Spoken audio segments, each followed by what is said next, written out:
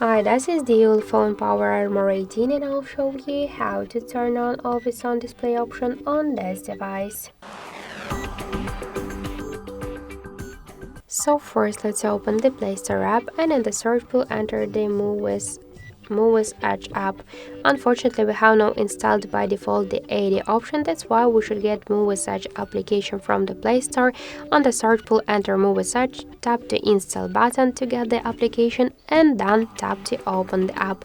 Click to draw over apps. Here tap to Muviz Edge, click to the switcher and go back. Switch Edge lights to AOD and select one from the available tabs, tap to apply. And now let's just lock the device. So we could see that the AOD option successfully enabled. Thank you for watching, and if you like this video, leave thumbs up and subscribe our channel.